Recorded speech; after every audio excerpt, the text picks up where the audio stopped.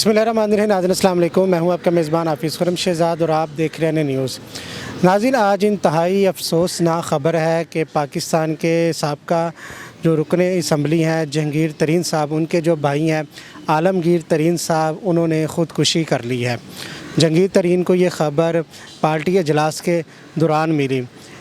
आलमगीर खान साहब कौन थे, क्या बिज़नेस था और पीएसएल की कौन सी टीम के फ्रेंचाइज़ के वो मालिक थे, आज के प्रोग्राम में बताएंगे। ये नाज़रीन, आज गुलबर्ग में ये वाक़या पेश आया। जहांगीर तरीन खान साहब के जो भाई थे आलमगीर तरीन साहब, वो पाकिस्तान पीएसएल टीम की जो मुल्तान की फ्रेंचाइज़ है उसके वो मालिक थे, मैनेजिंग डायरेक्टर थे फ्रेंचाइज़ मुल्तान के। और आज सुबह 6 से 7 बजे के दरमियान उन्होंने अपने कमरे में अपने सर पर गोली मारकर ख़ुदकुशी कर ली। उसके साथ उन्होंने एक नोट भी छोड़ा है कि मैं बीमारी की वजह से ख़ुदकुशी कर रहा हूँ। सुबह जब मुलाज़म ने दरवाज़ा खटखटाया तो उन्होंने दरवाज़ा नहीं खोला। फिर मुलाज़म ने खिड़की से देखा तो वो खून में लथपथ गिरे हुए थे। उसके बाद उन्होंने जहांगीर तरीन साहब को ये इत्तला दी और पुलिस की जो टीमें हैं वो जाए वक़ुआ पर पहुंचना शुरू हो गई। अब आलमगीर तरीन साहब जो थे नाज़रीन, वो पीएसएल टीम के जो कमान थी मुल्तान सुल्तान की, वो उन्होंने संभाली हुई थी। वो फ्रेंचाइज़ के मालिक थे, तो उनकी टीम ने पीएसएल का जो इवेंट था वो भी जीता था। पाकिस्तान और बिरून मुल्क से उन्होंने तालीम हासिल की थी। और उनके अगर मैं अब बिज़नेस की बात करूं तो आलमगीर खान तरीन ने जनूबी पंजाब में एक सरकर्दा बिज़नेसमैन के तौर पर अपना नाम कायम किया। मरहूम शमीम एंड कंपनी लिमिटेड के मैनेजिंग डायरेक्टर थे, जो जनूबी पंजाब के लिए पेप्सी कंपनी की ऑफिशियल बोतलर और फ्रेंचाइज़ है।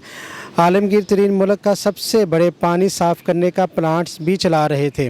आलमगीर तरीन के शौकीन आलमगीर तरीन माशरे की बेहतरी में खेलों को किरदार पर गहरा यकीन रखते थे और ख्वाहिशमंद खिलाड़ियों और ख़वातीन के लिए एक ठोस प्लेटफार्म कायम करने और इन्हें अपनी सलाहियतों को मज़ीद फ़रोग़ देने के लिए बेहतरीन मुमकिन वसाइल फ़राहम करने के लिए भी काम कर रहे थे। अब नाज़रीन, जो उन्होंने ख़त छोड़ा है उस ख़त के बारे में भी मैं आपको बताता चलूँ। जो तहरीर सामने आई है, जहांगीर तरीन के भाई आलमगीर खान का जो ख़त था वो ये था: मैं ये नहीं करना चाहता था, ज़िंदगी बहुत खूबसूरत है, मैं भरपूर ज़िंदगी जी रहा था।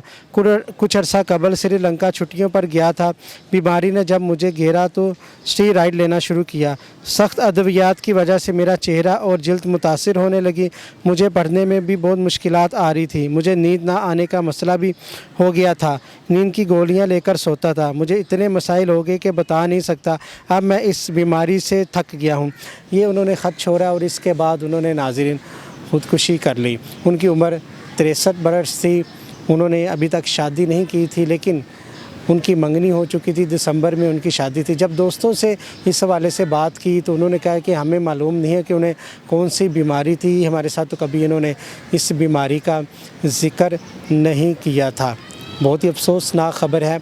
जहांगीर तरीन साहब जो अब इस्तकामे पार्टी के पैटर्न एंड चीफ है, पार्टी चला रहे हैं, नई पार्टी उन्होंने कायम की है जो आगे इलेक्शनों में हिस्सा लेंगे। और उनकी पार्टी में ज़्यादातर तादाद तहरीक इंसाफ के छोड़ने वाले अरकान असम्बली की हैं, जो पीटीआई में बहुत ही मुतहरक थे, ओहदेदारान थे। अब वो इस्तकामे पाकिस्तान पार्टी का हिस्सा बन चुके हैं। तो यकीनन जहांगीर तरीन साहब के लिए भी ये ख़बर वो इंतहाई रंजीदा और दुख भरी ख़बर है। वो पार्टी का इजलास ही कर रहे थे जब उनके मुलाज़म ने उन्हें ये ख़बर दी कि आपके भाई इस दुनिया में नहीं रहे, उन्होंने ख़ुदकुशी कर लिया। उसके बाद पुलिस ने भी तस्दीक की और डॉक्टर ने भी तस्दीक किया। डॉक्टर्स का कहना है कि इन्होंने अपने सर में गोली मारकर ख़ुदकुशी किया। जाए वक़ुआ से एक गोली भी मिली है।